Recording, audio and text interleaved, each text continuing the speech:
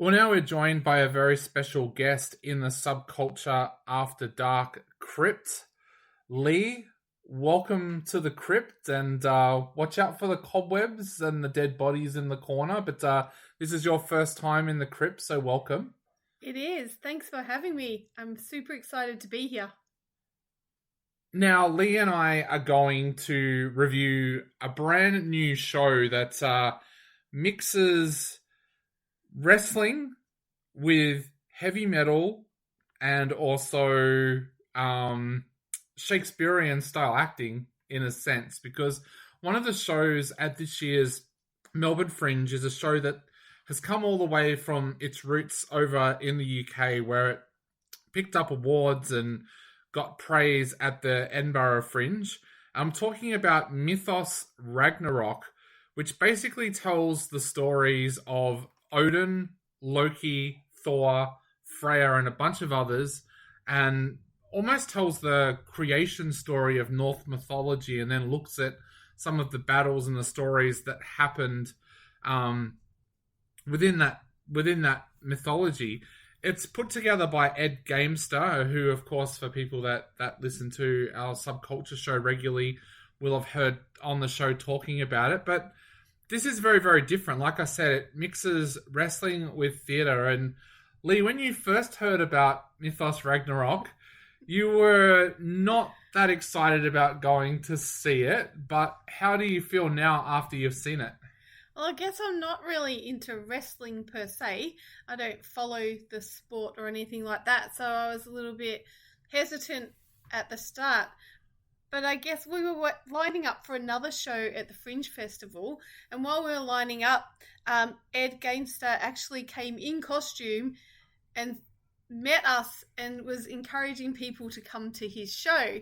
Now, I could see he was in character already, and it was quite intriguing. So and he plays Odin in the show. He plays Odin. And so I guess that already was enticing me to give it a go, and I could tell that his passion and enthusiasm about the show and his description of the show was more than wrestling. So I thought, well, I'll go with an open mind and give it a go. Well, I have to say that when Ed Gamester comes out as Odin, and he's telling his story, he has a mystery about him. You know, he's wearing a cloak. Basically, he's in a dark atmosphere, and as soon as he comes out and he goes into character, you are intrigued about him. You're intrigued about the character. You're intrigued about where this story is going to go. And so the other characters start to come out. Of course, Loki, Thor, and Freya, they're the main characters. There are other characters as well. And mixed in with a proper storyline and a proper play, basically, is fighting scenes, which is, of course, the wrestling scenes. Yeah. But it all fits together so well. And the story itself is strong, but so is the wrestling. Now, the wrestling, which I usually wouldn't enjoy, I actually loved in this story, because you could see the strength, you could see the physicality, you could see the pain that they were going through, basically, to bring this performance to us. And they're doing this, of course, in costume. And so, yeah, it just brings a whole different feel than a normal wrestling situation, I guess. The strength of the male and female wrestlers is unbelievable. And as I said, they hit the ground pretty hard. Yeah. Or the ring, I guess you would call it. And in fact, in one scene right at the very end, the character of Loki goes down pretty hard, and he actually got hurt in real life, didn't he?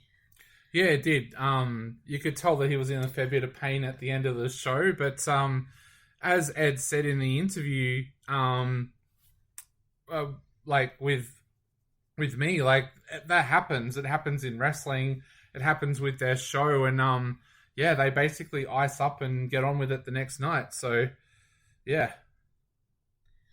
So, what would you think? What have you thought about the play? I really, really loved it. I thought I love Norse mythology, and I'm not a big wrestling fan. I'm more an MA kind of fan and a boxing fan. But yeah, I just really liked the way that it tied in. To me, it felt like a Shakespearean play with wrestling added to it, because it kind of did have that feeling. But I love the characterization that came across in this.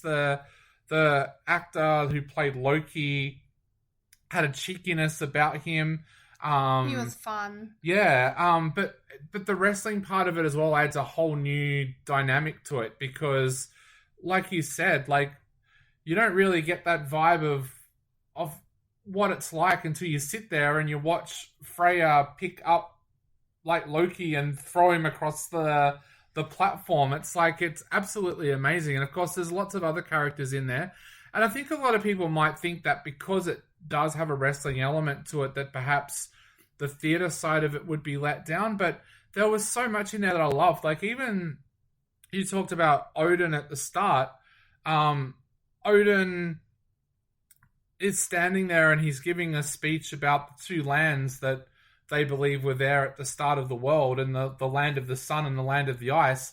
And they'd done this really great technique where the lighting on one side of his face was red and on the other side was blue, like to indicate the two lands. So the theatre side of it does come to the fore as well. So I think that part of it adds to it, and also there's a lot of heavy metal in there as well. So some of the tracks that are on there are from bands like Miracle of Sound, Corvus Corax, Heidevolk, and there's a bunch of metal in there as well. So it really embraces that kind of Scandinavian heavy metal side and mixes it with theatre and wrestling. So there's so much in this show that just draws you in. And to me, it's like I want to see it in a big arena, like a John Cain arena or a Rod Laver arena, because I thought that was the only part last night that was a little bit disappointing, was that it was basically at the Fringe in a car park. I would love to have seen it on a huge stage with like a big backdrop and everything like that. Yeah, for sure. And it was in a tent. So they were able to create, the atmosphere of darkness, which really added, I suppose, to that atmosphere as well. But it had a real Viking feel to it. Yeah. A real depth to the characters and to the story. And so, yeah, I just loved the entire production. Yeah. Definitely. So I wholly support anyone that wants to go and see this, because it is an absolutely amazing production. Go and see it at Melbourne Fringe before it ends, because this is an absolutely fantastic show. So I completely agree, and they really bring the audience into what they're doing well, and they get the audience to participate, whether it's cheering them on in the fight scenes or clapping along, or whatever. And there's a little bit of ad lib in there as well. Like if someone doesn't, cheekiness. Yeah, if someone laughs something when they shouldn't, the cast will be like, "Oh, you think that's funny, do you? Like, what just happened to me?" So there's a little bit of humor in there as well. But look, this is a 5-star show for me. I absolutely loved Mythos Ragnarok. So go and see it before Melbourne Fringe ends.